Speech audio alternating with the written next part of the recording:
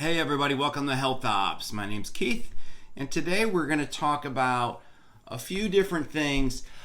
For years, I've had patients come in telling me, they want to get in shape, they want to lose some weight, they're going to go on a trip, and they want to make sure they can perform whatever they're going to do and not have a disappointing trip, whether they're going to elevation. I live in Florida, so anything outside of Florida is, there's typically hills, so they want to get in shape before they go do those adventures, whether they're hiking in the mountains or they're even just going north and having to climb stairs and climb up little hills. So patients typically have an awareness that they need a level of fitness to perform to whatever degree they're going to go on a trip, compete for a race, or anything like that. So when we're setting up an exercise prescription, there's a couple different ways that we can look at it. There's a typical exercise prescription that's been taught, for decades really, on frequency, intensity, and duration of how often you do a certain workout. But I'm going to break it down a little bit wider. I'm going to take a little wider scope at how I break down someone that wants to get in shape. Okay, so first thing, there's four main components to even before we even get set with a traditional prescription. So number one is you have to have control of your schedule.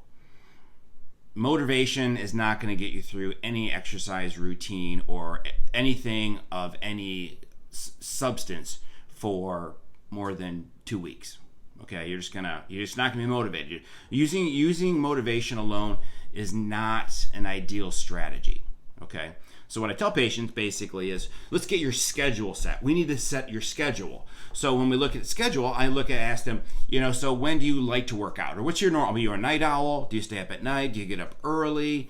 Do you have free time during the day? Like when in your schedule do you do recreational time? Because you're not going to be able to take time out of like the vitals, family stuff, work to go exercise. You're going to take it out of what's recreation time. You're either going to be recreating or you're going to be sleeping. We got to find some of those little gaps in there to enhance if any workout routine. So number one, you have to have an idea of what your schedule is. Okay, so let's say for example this person likes to get up early. Okay, great. You get up early. Okay, so then we can allow to work into a schedule to knock down getting up early, but instead of getting up early and, hanging around the house, putzing around, watching, YouTube or clicking on the news or something like that, how can we allow you to get up, get your activity done, and then it's over? Okay, a lot of patients that are still working, they're like, hey, I work. So I try and find that time that's right after work. As soon as you get home and sit down, like game over. Like you're not gonna get home, sit down, and then all of a sudden be like, oh, now I'm gonna go work out. Okay, it just isn't likely to happen. So if that's the only way to happen, what I say is come in the house, drop your keys, and you're good to go. Which means you already have to have everything already ready to go. Say if you're going outside doing an outside activity, or you're hopping on a treadmill at your house. Like it needs to be instantaneous. You have to be set up for success. You have to have your workout gear, everything ready to go.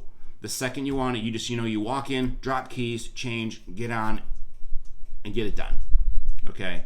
So for the first several weeks, I tell patients, I would tell a client, just pretend we're going to do Monday, Wednesday, Friday at 5 o'clock, and say, for example, you're going to sign up for this particular gym that's on your way home. Great.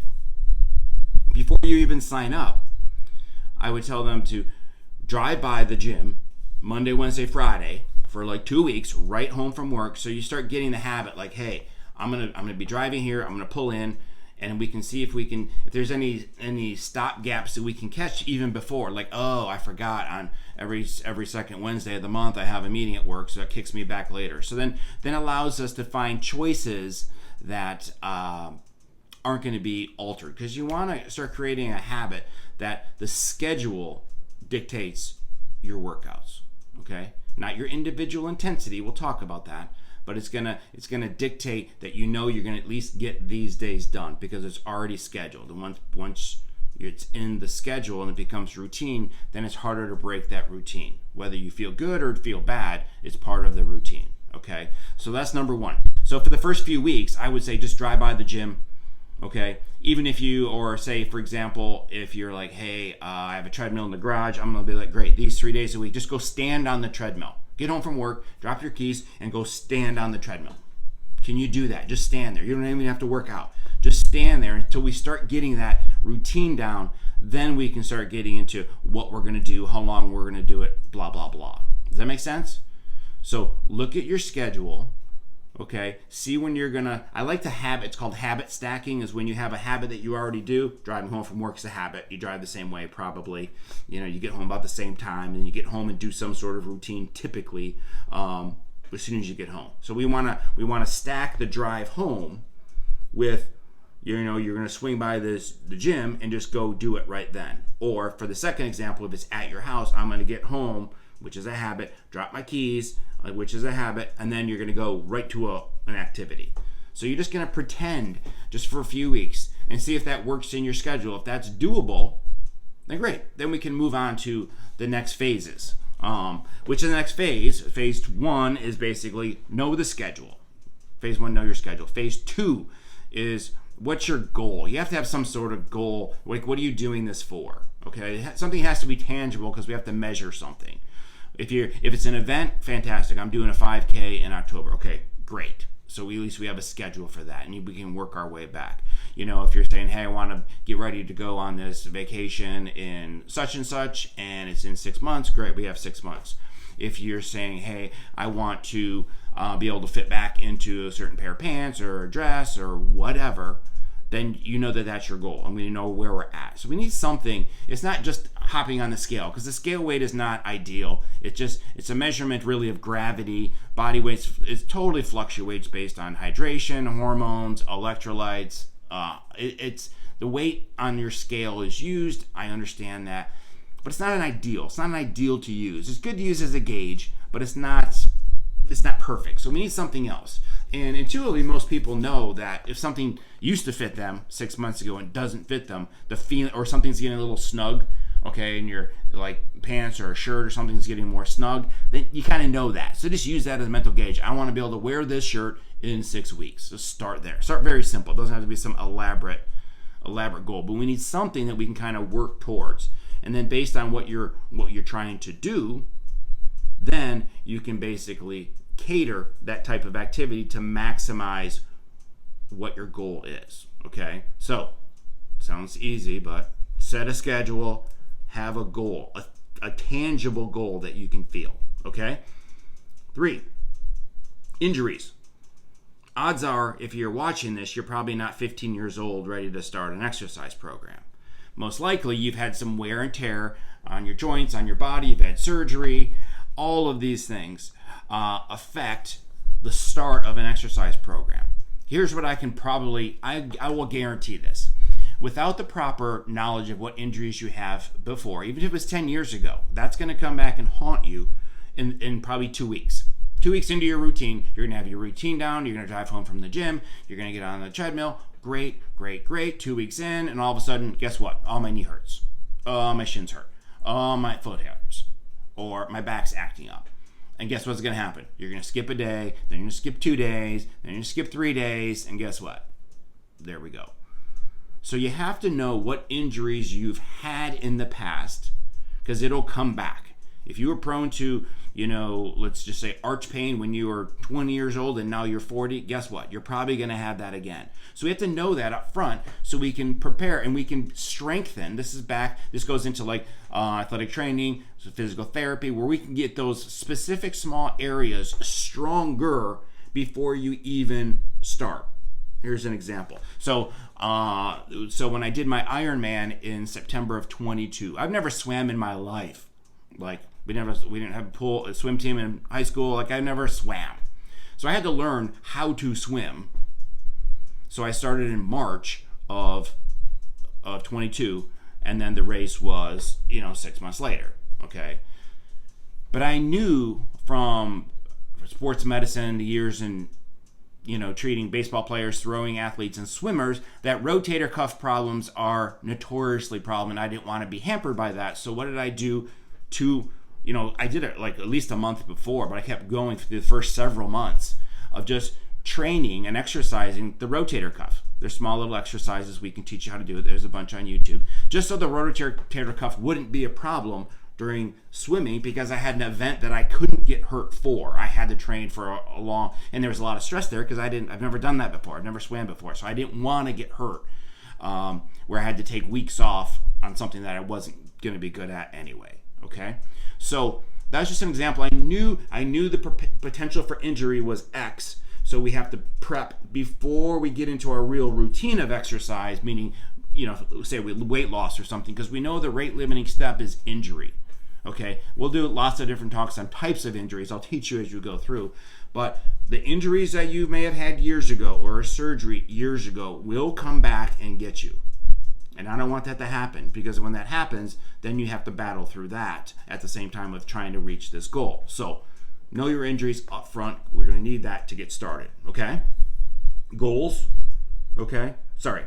Schedule. Know your schedule. Set your goal. And then write down what injuries have you had or currently have, or problems that you've faced when you've tried to do this stuff before. That's number 3.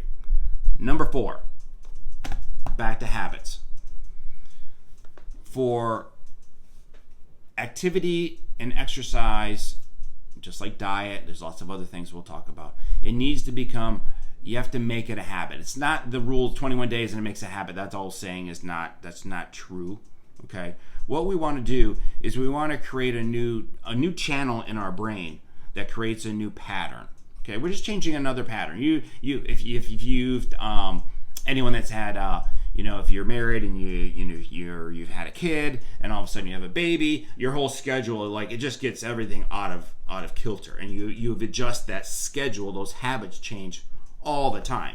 How many times do you forget a diaper bag before you're like, oh, then you don't forget it anymore? Or wipes, diapers, all the stuff. You frequent amusement parks or camping. How many times did you make a mistake on something, then you're like, oh, okay, right, okay, it's in there now. So it becomes ingrained what you need to do, but it takes repetition. So we want to avoid things that go against those new habits. When you're trading a new behavior, you don't want the old behavior to be so strong of a behavior that you can't win, okay? Because you're trying to channel, you're trying to carve out. Imagine, I like it's been phrased, you have to imagine like a raging river, okay? And now you're trying to put water and you're trying to chisel out a new path in your brain, okay? But you're so used to flowing down the river in your brain that's already there. That's your normal routine.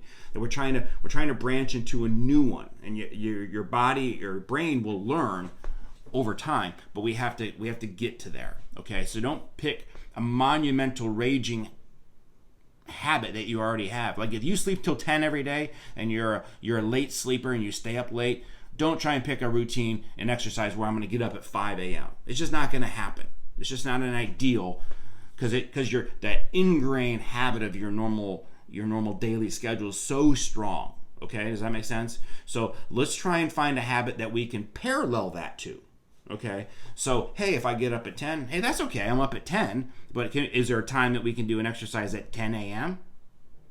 Okay, instead of getting up earlier, maybe we should just keep the 10 o'clock time, and kind of see if we can inch things back. Okay, can you go into work a little bit later and you stay later because you're going to be up? You're a night owl anyway, so your home time is going to be something that you're going to do regardless. You're going to be up late, so we just move work back a little bit. Can you do that?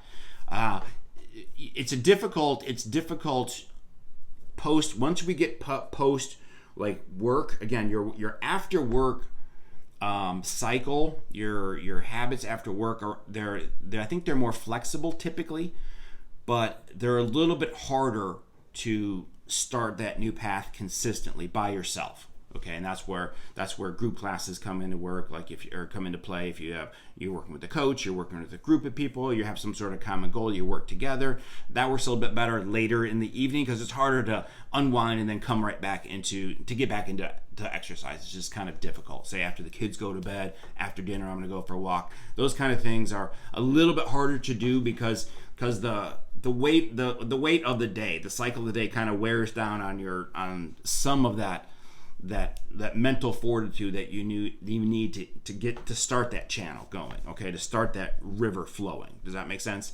So let's yeah, I think we should probably leave it at that. The biggest thing when you create these patterns is it's nice to have some accountability, okay, where someone's accountable to. I'm not a fan of having just one person accountable, because you can always, what if they're not there? What if you're doing this with a partner and the partner's, got a doctor's appointment? You're like, oh, guess what? What are the odds you're going to go do that? Okay, if your workout buddy's not there, pretty low typically. So have some accountability when we're doing, and that'll help really ingrain this new pattern we're working towards. Okay, so there's lots of ways we'll talk about that, but that'll be a later episode. The last thing really is when you create a habit, you have to reward yourself somehow. So there has to be some sort of reward just over the course of time. We have to reward ourselves for starting this new behavior. So, and that's variable. There's lots of different ways it can be done, but don't disappoint your subconscious, and don't disappoint your brain for doing this work and just waiting for this end goal all the way at the end of this long trek. We can use again the Ironman again, because that's just a long course of, you're going 9 months of training. Just if the only reward is like that one event, then it's kind of foolhardy. It's hard to keep doing that. But if you had little goals throughout, which we'll talk about that later, you have little goals. Oh, I want to beat this time, or I want to do this, or by this time I have to do something like that. And those are little things, those little baby rewards you can get along the way before you get to your end goal. Okay. So make sure you reward yourself. Okay. For month 1, reward yourself. Month 2, reward yourself. It's okay. So you're not going to fall off the cliff and all of a sudden it'll fall back to nothing. But you have to, you want to encourage the brain, that new channel that's been formed, that new routine. You want to encourage it to stay there. Okay. So the four habits we taught, or sorry, the four outlines before even getting started into what we're going to do for exercise. Know your schedule. Okay. Master your schedule. We're going to set some goals. We're going to be aware of injuries that will bound to pop up, especially if we've been injured before. And then we're going to champion a new habit, and that's going to help drive us. Until next time, have a great day.